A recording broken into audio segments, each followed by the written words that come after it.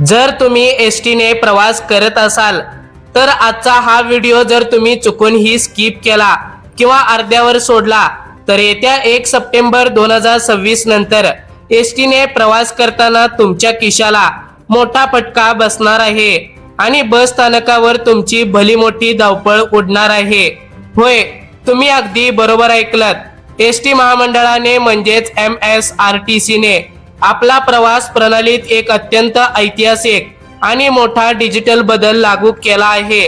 तो म्हणजे NCMC national common mobility card आता एसटी प्रवासासाठी अनिवार्य करण्यात आले आहे। पण लक्षात ठेवा, जर तुम्ही 1 सप्टेंबर पूर्वी हे NCMC कार्ड काढून ऍक्टिव्हेट केलं नाही, 1 सप्टेंबरच्या सकाळी जेव्हा तुम्ही एसटीच्या तिकीट खिडकीवर जाल किंवा बसमध्ये चढाल तेव्हा तुमच्या पायाखालची जमीन सरकेल। कारण 1 सप्टेंबर नंतर विना कार्ड कोणत्याही प्रकारची शासकीय सवलत, उदाहरणार्थ महिलांना 50% सवलत, ज्येष्ठांचा मोफत प्रवास, विद्यार्थ्यांचे पास मिळणे आता पूर्णपणे बंद होणार आहे। ऐनवेळी डेपोवर लांबच लांब रांगा लागतील, बायोमेट्रिक मशीन सर्व्हर डाऊन होतील, तासन तास ताटकळत उभे राहावे लागेल आणि कार्ड हातात मिळेपर्यंत तुम्हाला खिशातून 100% पूर्ण तिकीट मोजावे लागेल। सध्या YouTube आणि व्हॉट्सअपवर अनेक अफवा पसरत आहेत। काय 1 सप्टेंबर नंतर कॅश पूर्ण बंद होणार आहे का? कार्ड नसणाऱ्यांना दुप्पट भाडे द्यावे लागणार का? 75 वर्षावरील ज्येष्ठांना मोफत प्रवास कायमचा बंद होणार का? आजच्या या महा एपिसोड मध्ये आपण एसटी महामंडळाचे अधिकृत आदेश, 3 कडक नियम, कार्ड काढण्यासाठी सोपी पद्धत, रिचार्जचे गणित आणि 1 सप्टेंबर पूर्वी कार्ड न काढल्यास होणाऱ्या भयंकर धावपळीचे संपूर्ण वास्तव अगदी सोप्या भाषेत डिकोड करणार आहोत। त्यामुळे व्हिडिओ शेवटपर्यंत अगदी एकाग्रतेने पहा।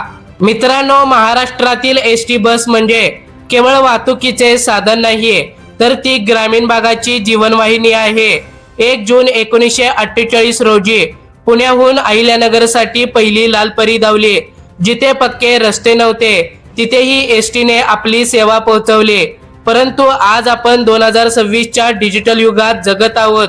आज भाजीवाल्यांकडून 5 रुपयांची कोथिंबीर घ्यायची असेल तरी आपण QR कोड स्कॅन करतो, पण एसटी मध्ये अजूनही कंडक्टर बॅग लावून उभा राहतो आणि 5-10 रुपयांच्या सुट्ट्या पैशांवरून रोज सकाळी आणि संध्याकाळी प्रवाशांशी कचाकच भांडणं होतात। या सुट्ट्या पैशांच्या कटकटीमुळे प्रवाशांचा वेळ तर जायचाच, पण बनावट पास, बनावट ओळखपत्र आणि तिकीट विक्रीतील गैरव्यवहारांमुळे एसटी महामंडळाला दरवर्षी करोडो रुपयांचा तोटा सहन करावा लागत होता।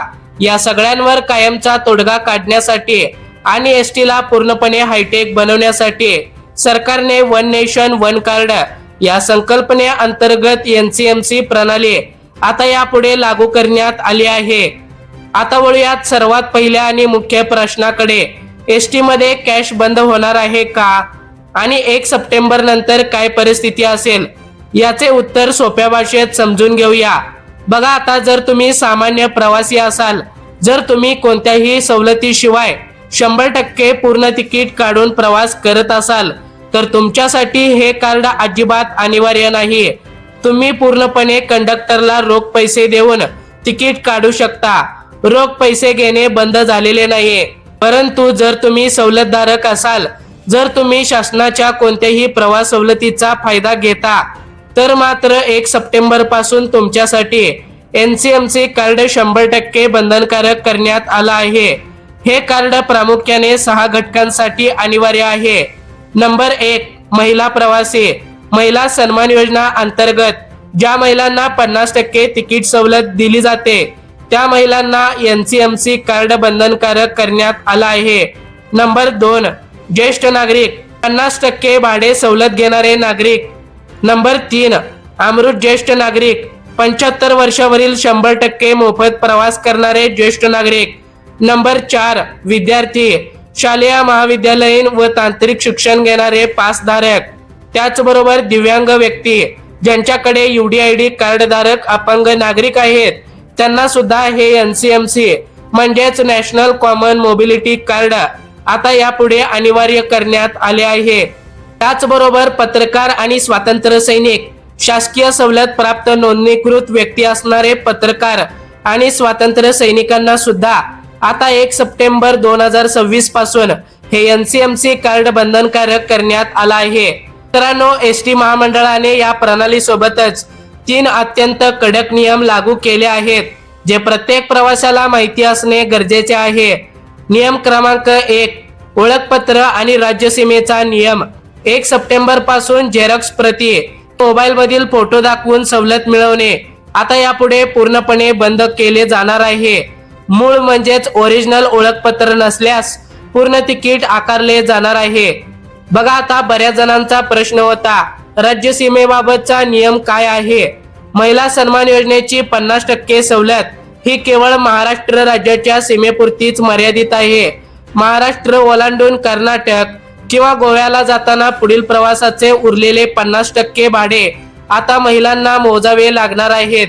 त्यामुळे लक्षात ठेवा, जोपर्यंत महाराष्ट्रात आपली लाल परी धावत आहे तोपर्यंतच तुम्हाला 50% सवलत लागू आहे।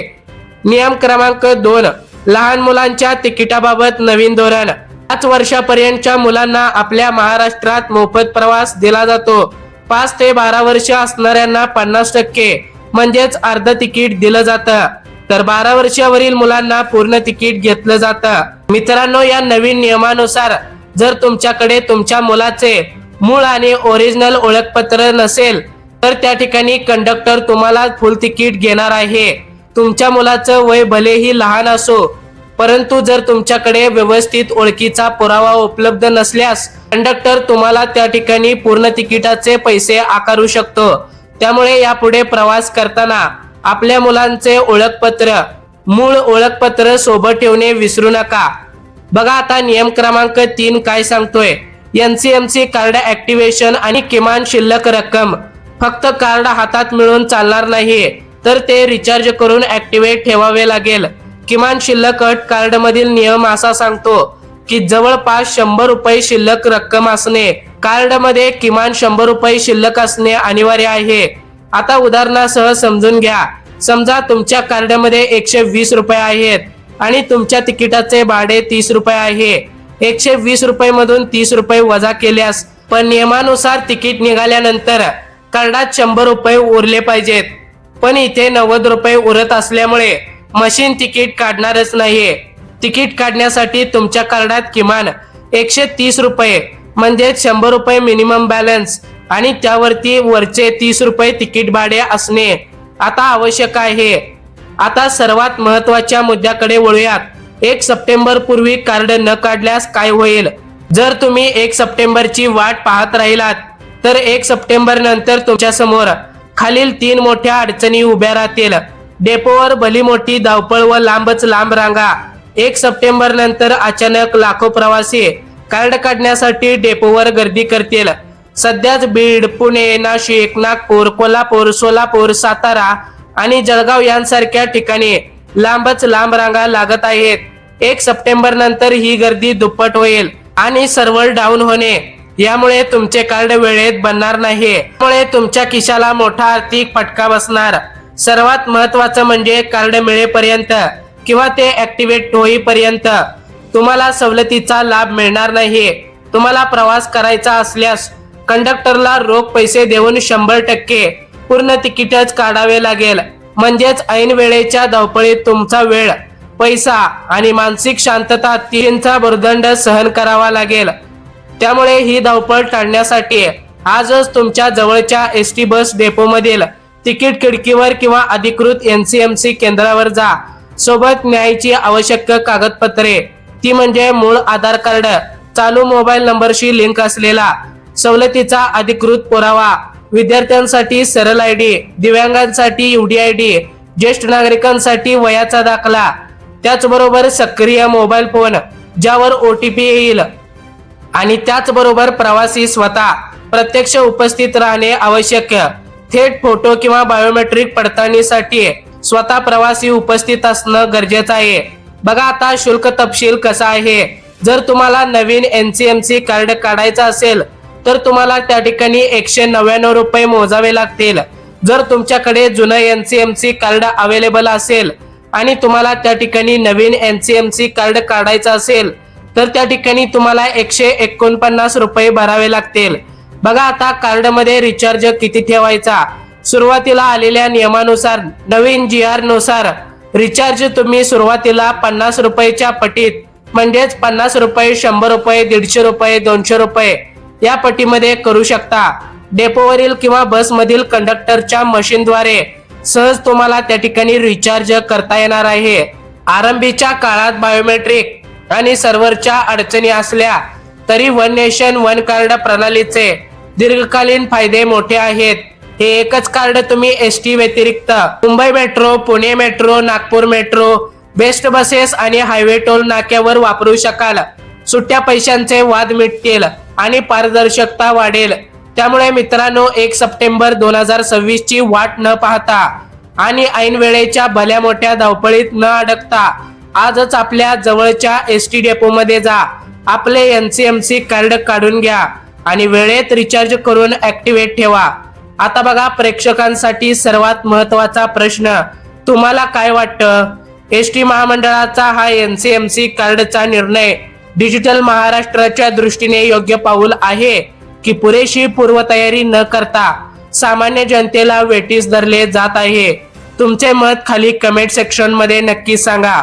माहिती उपयुक्त वाटली असेल तर आताच आपल्या व्हिडिओला लाईक करा, चॅनेलला सबस्क्राईब करा आणि हा व्हिडिओ तुमच्या नातेवाईकांना, मित्रमैत्रिणींना आणि गावकऱ्यांना शेअर करायला विसरू नका, जेणेकरून त्यांचीही 1 सप्टेंबर रोजी धावपळ होणार नाही आणि त्यांना त्या ठिकाणी फुल तिकीट काढावं लागणार नाही, जेणेकरून सर्व शासकीय सवलत त्यांना 1 सप्टेंबर 2026 पासून लागू होईल।